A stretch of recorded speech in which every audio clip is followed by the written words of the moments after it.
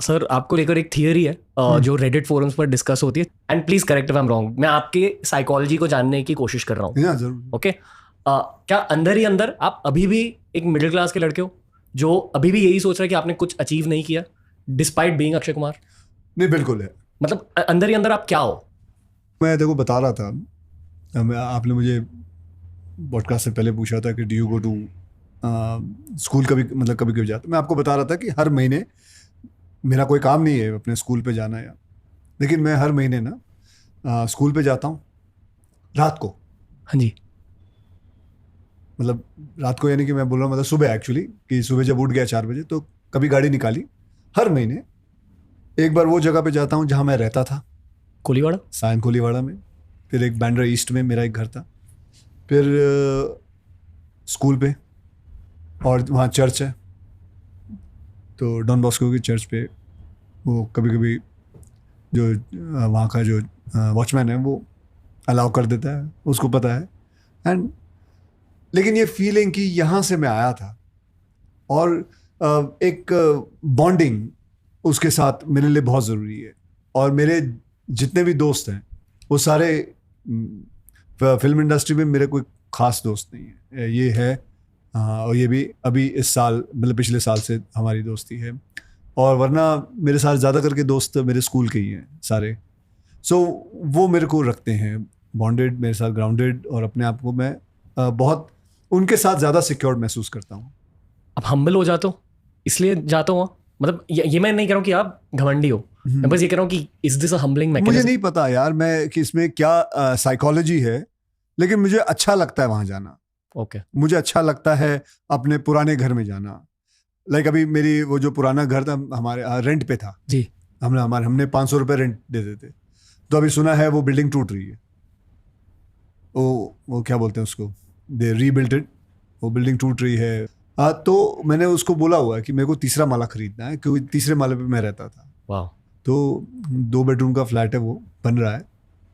तो उनको बोला हुआ है कि मैं वो खरीदना चाहूँगा। हाँ, तो कोई है नहीं मेरा वो वहाँ रहना नहीं है, मैंने कुछ नहीं करना, लेकिन वो एक रखे रखना है। क्योंकि मुझे आज भी याद है, मैं जब हम रहते थे तो डैडी 9 से 6 के लिए काम पे जाते थे और 6 बजे वापस लौटते थे। तो मैं और मेरी सिस्टर विंडो पे खड़े होके देखते थे डैडी आते थे। So that visual is still there. And नीचे एक पेरू का झाड़ था, पेरू के झाड़ से पेरू तोड़ते थे। तो मैं कभी जाता हूँ तो हर महीने वहाँ अभी भी वो पेरू का झाड़ है, आनंद का फूल है, वो तोड़ के मैं ले आता हूँ। तो I honestly want to be in touch with that more than anything else. That is me, that is where I come from. और अगर कभी चांदनी चौक दिल्ली गए तो चांदनी चौक जरूर जाना है। हाँ जी। गए हो कभी डॉन बॉस्को? Great tough. मैं बास्केटबॉल खेलता था वहाँ पे। अच्छा, ओके। तू खेलता था? हाँ जी, हर संडे को खेलते थे हम लोग। आप ऐसे कुछ करते हो साइकोलॉजिकल ट्रेनिंग के लिए? क्योंकि आई रिमेंबर लास्ट टाइम जब हमारी बात हुई थी, it was all about discipline. And honestly as a bro मैं एक चीज़ कहना चाहूँगा जी भाई। आप, मुझे लगा था कि आप तब खुद पर बहुत ज़्यादा प्रेशर डाल रहे थे, positive pressure, but like pressure for excellence. तो that pressure still there fully. Yeah, पर मैं ये लेके मानता हूँ कि pressure is a privilege in a way. It's a blessing to have that pressure on you. And I feel for example responsible for looking after my family, and I love doing that. I love being able to give to my mother and father, and that's pretty much the biggest high for me. Yeah. People love your dad on social media. Oh yeah, and dad's killing it. meme culture. Yeah. आप दोनों meme culture Dad आपको टक्कर दे रहे memes पे। माओशी। तो बस ये पूछा कि आप दोनों मीम कल्चर को कैसे प्रोसेस करते हो? क्योंकि honestly both of you are, and I would put myself also there. अब like we are part of meme culture at this point. कैसे प्रोसेस करते हो? क्योंकि इन माई आइज ये न्यू एज PR बन चुका है। मतलब अगर कोई मीम कल्चर तक पहुंच जाता है, it's a very positive sign according to me. Okay. आप दोनों इसे ऐसे ही देखते हो या फ्रस्ट्रेट हो जाते हो? मतलब how do you guys look at meme culture? आप बता दो सर, क्योंकि you been around since like the 90s, जहाँ PR मैगजीन्स के थ्रू होता था, न्यूज़पेपर्स के थ्रू होता था। I think that's still true, but अब सोशल मीडिया का एक बहुत बड़ा फैक्टर आ चुका है, and with in social media meme culture का, जैसे आपका पैसा ही पैसा हो, वो वाला मीम। हाँ। So, आप किस नज़रिए से देखते हो ये सब मीम कल्चर को? I think it's funny. I find it very funny लोग अभी किसी ने मुझे मैसेज भेजा, मीम ही भेजा, मैं और सलमान डांस कर रहे हैं वो पत्ते डाल के, मतलब उसने ये बताना चाहता था कि मैं बड़ी खुश हूँ, तो उसने I've seen that ये one. भेज दिया. हाँ, I've seen that one. Yeah, it's a good one. so I think it's a way of मतलब it's funny, I find it very funny, and but there are so many memes ji of भाजी। and खास करके हेरा फेरी के तो बहुत memes बने हुए हैं. I've not been around very long in the industry, obviously, nowhere close to sir. लेकिन जहाँ तक मुझे याद है, मेरी पहली फिल्म से, पहली पिक्चर से मेरे को मतलब I'm one of those meme favorites. So there are a lot of memes on a lot of my movies. But initially, I used to wonder, why are people doing this and why are they making fun of me and this and that. But then after a while, I started enjoying it, and people just said that it's good that you made an impact if you're a part of the meme culture. I mean, you're definitely making an impression. तो मैंने कहा यार चलो ठीक है. अब तो यार शूटिंग के वक्त भी आप कोई शॉट दे दो, अरे ये मीम बनेगा,